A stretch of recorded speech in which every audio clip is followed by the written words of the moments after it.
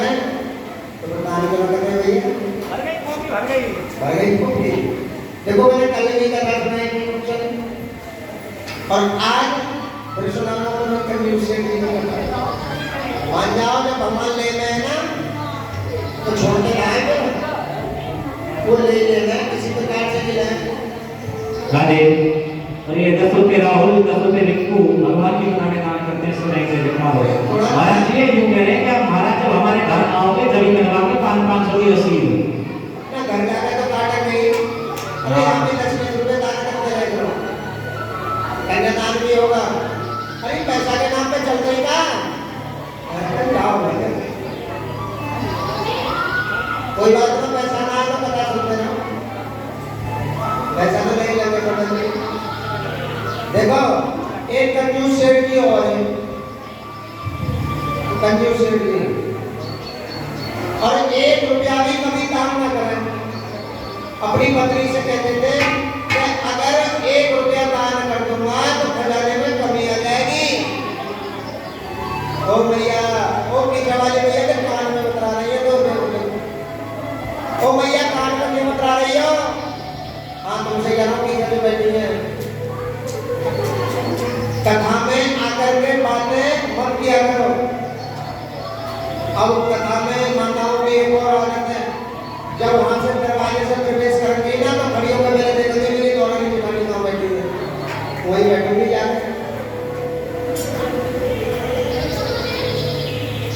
अगर दौरानी आगे बैठी है ना जेठानी पीछे है तो आज कोशिश करेंगे तो बराबर में बैठेंगे। क्यों कि दौरानी तो रह रही है मायापुरी में और जेठानी रह रही है बसंत विहार में तो कम से कम आकर के बातें तो कर लेंगे। और बातें भी क्या होगी बताए हैरी लेकिन सासू मां बनवाने अपन लोग दीदी अपन लोग की ना वैसे यही घर घर की बातें मिलेंगी। देखिए जो कथा में आकर के बातों में लग जाते हैं ना और कथा ध्यान से नहीं सुनते तो कभी कभी ज्यादा बोलना भी नुकसान हो जाता है। ज्यादा बातें करना न जाने कौन सी बातें कर जाए। 3 तोतले थे कौन? अरे जवाब दो तोतले। जब वो बोले तो बतला रहे अब बहुत सुंदर थे वो दिखने में बहुत सुंदर लेकिन उनका विवाह नहीं हो रहा है। विवाह क्यों नहीं हो रहा है? जो भी आवे और देख के भग जाएंगे तो मिले सुंदर बोल। एक दिन उनके पिताजी बोले बेटा एक काम करियो आज हमारे देखने वाले आ रहे हैं। फिर पिताजी कि तुम बोलियो मत चुपचाप बैठे रहिए बिल्कुल बोलना मत। अगर बोल गए तो बात खराब हो जाएगी रिश्ता नहीं होगा। अब तीनों बेटा बोले ठीक है। अब उसको लड़के को देखने वाले आ गए लड़की के यहाँ से।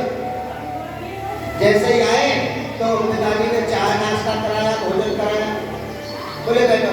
अब जब लड़कों को दिखाया तो बड़े सुंदर लड़के तो बेटी वाला बोला भाई हमको लड़के देख कर प्रसन्न हो गए आत्मा प्रसन्न हो गई और हमको अपनी बेटी का विवाह तुम्हारे घर ही करेंगे। अब बेटा वाला बोला अरे सब्जी साहब जब ऐसी बात है आए हो तो भोजन करो चाय नाश्ता करो शादी की बात बाद में कर लोगे। अब उनको ये पता नहीं थी कि लड़के तोतले भी हैं सुंदरता देख ले लड़के सुंदर बहुत। पिता ने मना कर दिया बोलना मत बोले ठीक है। अब बैठे चुपचाप तीनों की तीनों कुर्सी पर। अब लड़की वाले देख रहे हैं भोजन कर रहे हैं और देख रहे हैं भाई लड़के बड़े सुंदर हैं जैसे हम चाहे वैसे मिल गए बहुत सुंदर मिल गए खुश हो जाएंगे देख के। अब भोजन कर रहे हो बेटी वाले। अब इतने में ही एक चुईया आ गई। चुईया आई और रसोई घर में गई तो रसोई घर में चावल का कट्टा रखा था।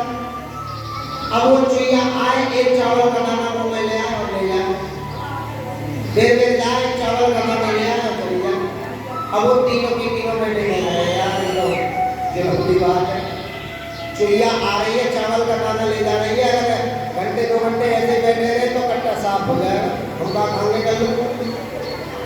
पिताजी ने कह दिया ये बोलने मत। यार अपन दोनों तरफ से कैसे होगी भैया, या तो बहू ले ले या फिर आप भूखे मरे। अब विचार किया, एक बोला नहीं बोल जाओ, कोई बात नहीं, दो ना बोलोगे नहीं बोल जाओ। तो एक बोतला बड़ा वाला उनमें से बोला, पिताजी के वो टुइया आ गई, टुइया। अब जो बोतला के बोला तो बेटी वाले बोले लगे लड़का तो तोड़ते रहे। दूसरा बोला पिताजी टावल का दाना ले गई, टावल का दाना। अब बेटी वाले बोले तोड़ने तोड़ने की है, सुंदर तो बहुत है, तोड़ने की है। अब उनके पिताजी जब क्रोध में आए बोले भैया इन्होंने तो नाश करा दिया, बोल गए। अब जब वो गुस्सा रहे थे, गुस्सा आ रहा था उन्हें और तीसरे की तरफ देखा तो तीसरा बोला बोलूं या मैं बोलूं? तो तीसरा बोला पिताजी तेरी बोले अब तो टुप्पे जा बैठे टुप्पे जा। अब बैठे तो चुप है लेकिन बोले। अब जो खाना खाना है ना बेटी वाले बोले जी सब्जी साहब हमारी राम राम, रात के जगह में भोजन कर लिया भैया, हम बेटी का विवाह नहीं करेंगे। बोले क्यों? लड़के तो 3 तोतले। पिताजी बोले मूर्खो, अगर आज तुम ना बोलते तो रिश्ता पक्का था। ये भोजन करके चले जाते और अभी सगाई सिक्का भी तैयार है, तुम्हारे बोलने से कितना नुकसान हो गया तो मैं बहू ही लगे। बोले गोविंद भगवान की। तो कथा में आकर के अगर तुम बोलोगे तो ना जाने तुमसे कौन सी बात निकल जाए तो तुम्हारे काम है। कथा में देवी बोले भीख वाली को बता बैठे हो, कथा का आनंद लेते हो।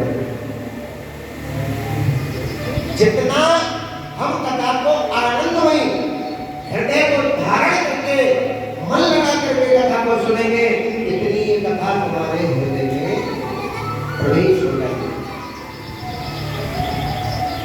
अब सुन तो रहे हो कथा और मन में सोच रहे हो कब आगे ध्यान वाला आगे सोच रहे हैं सब गुरु जी जानते हैं सबकी मन की बात।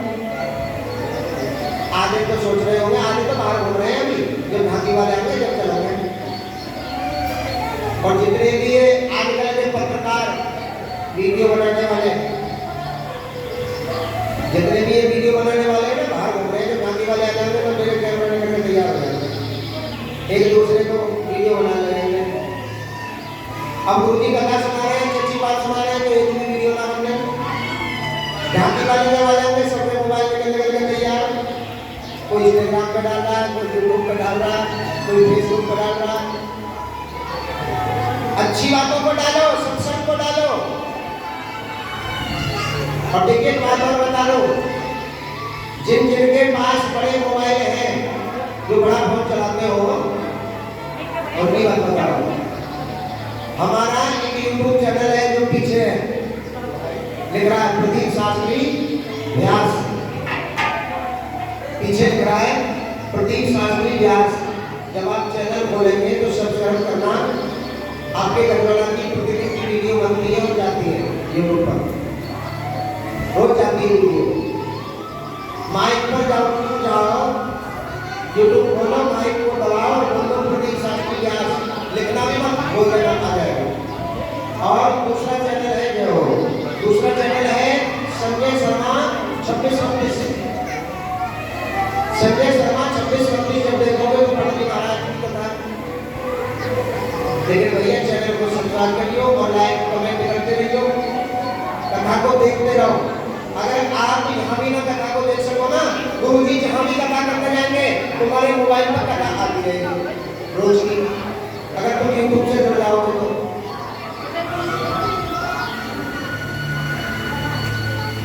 राधे